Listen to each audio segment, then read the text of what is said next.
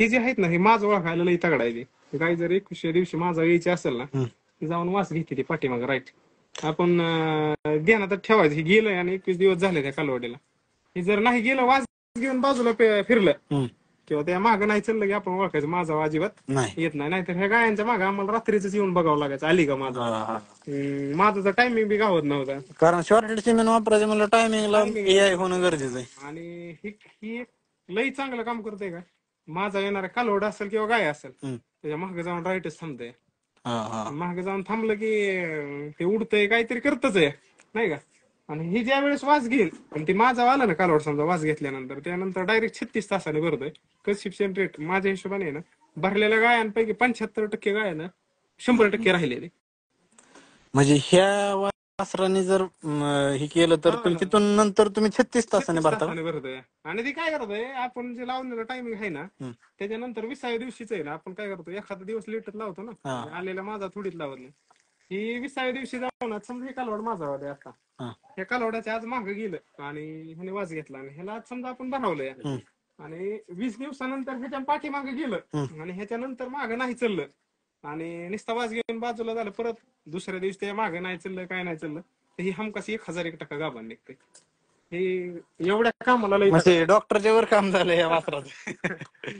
Doctor पेक्षा timing perfect काढताय. म्हणजे त्याच्या अगोदर होतं ना ह्याच्या अगोदरचे जे आपण जर्शातले कालवड तयार केले ते गावरान गायलाच दूध खायसाठीच ती पण तीच काम करायचं नाही का. पार यायला झाली ती गेल्या वेळेस तरी ती गायवर तिचा कार्यक्रम ते चालूच होता यायला झालं ते आम्हाला वाटायला मोडू बिडू नाही पण नाही का ते टायमिंग सेम मालका पुण्यच होतं म्हणायचं तिचं की तेवढं काम 100% करायचे. म्हणजे गाया गाभण घालवायचं म्हणजे ना टायमिंगला AI होणं बी गरजेचं आहे. काय करतात सकाळ आली माझं की संध्याकाळी भरतात किंवा 24 तास. पण काय झालंय याच्या गायांचा मास 3-3, 4-4 दिवस राहायला लागलाय आता. 48 तास तर फुल राहतोय वाढतच चालतोय. मग आपलं जर 24 तासांनी जरी AI झालं तरी मग ते राहण्याचं प्रमाण कमीच राहतंय त्याचं. तासाने परत माझं झाले म्हणजे आपण समजा 24 तासांनी भरली तरी ती नंतर सूट टाकते की लगेच ते राहत नाही काय. 36 तासानंतर भरल्यावर कालवडींचं आम्ही निरीक्षण केलं ना गेल्या म्हणजे 7-8 महिन्याच्या पेक्षा जास्त म्हणलं तरी तेवढा विषय 100% झाला बघा की ही जी काम करते ना नाही डॉक्टर पेक्षा म्हणजे आम्हाला ते मागे चालायची गरज नाही. म्हणजे हिने लयच भारी काम केलं म्हणजे गोट्यात. हिला गुंडी केलती का? हिला गुंड केलं ती शिंगावाले राहिलेली ती डॉक्टर त्यावेळेस म्हणले होते असं पावसाच्या दिवसातच झालेली होती ना ते डॉक्टर म्हणले होते आळे ही आणि नको ती शिंगावालीच राहू द्या म्हणून ठेवलेला विषय ते नाही का राहिली पण हिला केलं गुंड दिसायला पण चांगली दिसते. आता ते जरा नाही का सांभाळायची म्हणून तिला परत शॉर्ट टाकले.